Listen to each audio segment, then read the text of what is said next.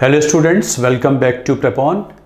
Today is the birthday of one of the most beloved former presidents of India, Dr. APJ Abdul Kalam, जो हमारे one of the you can say सबसे प्रिय Indian scientists में रहे हैं और जिन्होंने स्पेस साइंसेस को बहुत बढ़ावा दिया और भारत की स्पेस डेवलपमेंट में जिनका बहुत बड़ा योगदान रहा।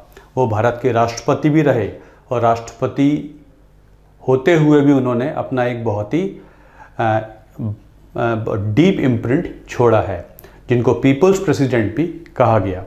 तो आज उनको एक ट्रिब्यूट देते हैं छोटे से वीडियो के माध्यम से। अबुल पकीर ज़ैनुल आबिदीन अबुल कलाम 15 अक्टूबर 1931 को he was born in Rameswaram, Tamil Nadu. He studied physics and aerospace engineering.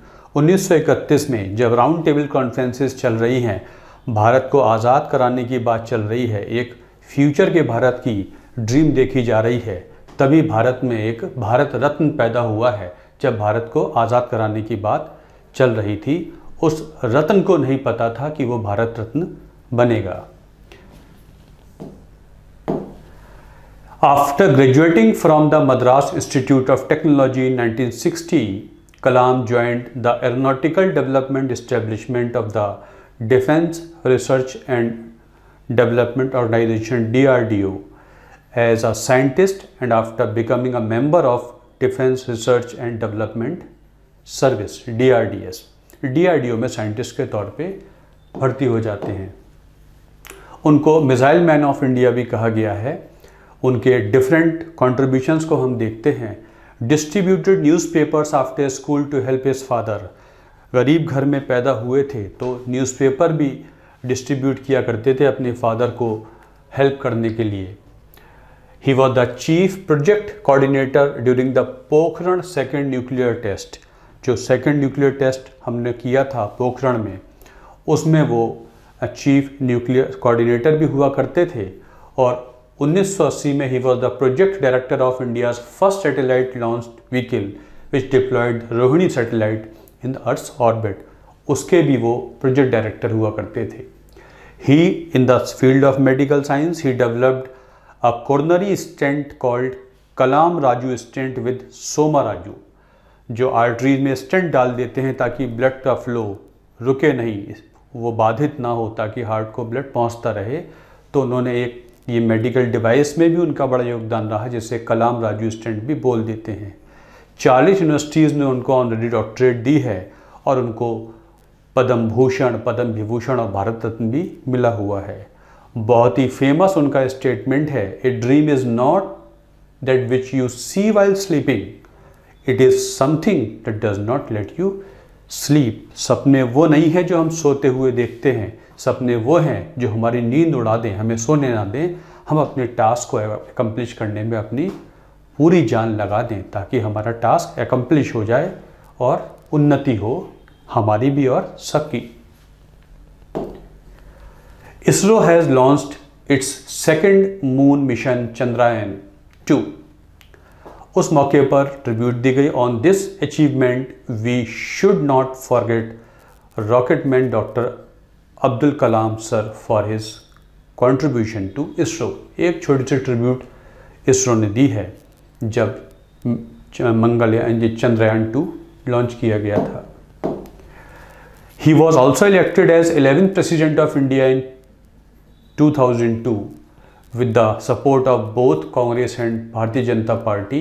Widely referred to as People's President, he returned to his civilian life of education, writing and public service after a single term.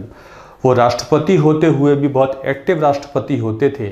Parliament के भेजे हुए bill वापस कर देते थे, अपनी veto power का इस्तेमाल करते थे और कारण पूछते थे कि इस पे आप कोशिश कीजिए, दोबारा इस पर आप ऑफिस ऑफ प्रॉफिट बिल वापस भेज दिया था, इस पे आप पुनर्विचार करें। पार्लियामेंट उनके सजेशन को फॉलो किया करती थी। तो वो एक्टिव प्रेसिडेंट भी हुआ करते थे, वो पपेट प्रेसिडेंट नहीं थे, इसलिए पीपुल्स प्रेसिडेंट कहलाए।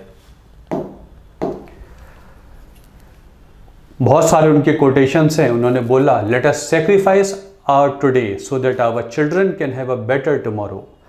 आज हम अगर कुछ सैक्रिफाइस करेंगे तो हमारे आने वाली पीढ़ियों को के लिए कुछ बच पाएगा, जिसे हम सस्टेनेबल डेवलपमेंट कहते हैं। हमारी मेहनत हमारी पीढ़ियों को और आगे ले जाएगी, उनके लिए अच्छा भविष्य बनाएगी। उन्होंने और बोला है, the best brains of the nation may be found on the last benches of the classroom. Classroom में लास्ट बेंचेस में जो बैठते हैं वो हमेशा ही ख़राब हैं, ऐसा नहीं है। कई बार तो वहाँ से भी भारत रत्न निकल आते हैं, वहाँ से भी ज्वेल्स निकल आते हैं, वहाँ से भी जीनियस निकल आते हैं। उन्होंने बोला, if you fail never give up, because fail means first attempt in learning. Failure is something which takes you nearer to success. Fail होने का मतलब है कि जो सक्सेस ना मिलने के कारण कम होते जा रहे हैं। जितने ज़्यादा एफर्ट आप डालेंगे और उसमें फेल होंगे, इसका मतलब ये है कि कम से कम ये रास्ता तो मुझे सक्सेस की ओर नहीं ले जा रहा। इसका मतलब ये हुआ कि फेल होने का मतलब है कि सक्सेस की राह में एक रास्ता तो, एक रोड़ा तो ख़त्म हुआ। तो it was the first attempt in learning, he also said. एक एक उनका कोटेशन हमारे लिए यूज़फुल है। बहुत सारी किताबें हैं उनकी, विंग्स ऑफ फायर है, इग्नाइटेड माइंड्स है, India 2020, a vision for new millennium, indomitable spirit, APJ Abdul Kalam, my journey, inspiring thoughts, turning points, guiding souls, reignite, APJ Abdul Kalam, a manifesto for change, lives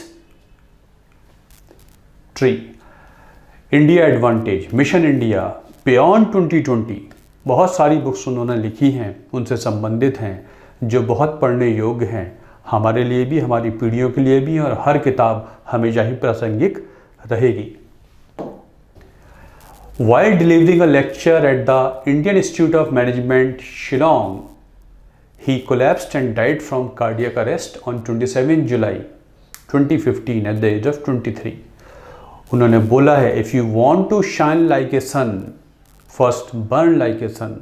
सूरज की तरह, सूर्य की तरह चमकना चाहते हो तो पहले उसकी तरह जलना होगा, पहले स्टील बनने के लिए तपना होगा, तभी सूर्य की तरह चमक पाओगे। इस मौके पे उनको एक ट्रिब्यूट देते हैं हम, tributes to the peoples president missile man of India on his birthday 15 October. So उनकी ज़िंदगी से हम बहुत कुछ सीख सकते हैं और सीख कर अपनी ज़िंदगी में उसको एसिमिलेट करें, समाहित करें, ताकि हम अपनी कमियों को दूर करके कुछ उनके जैसा थोड़ा बनने का प्रयास कर सकें। उससे हमारे देश की तरक्की होनी लाजमी है और तय है। So if you like this video तो इसको सब्सक्राइब कीजिए, आगे बढ़ाइए। Thanks a lot.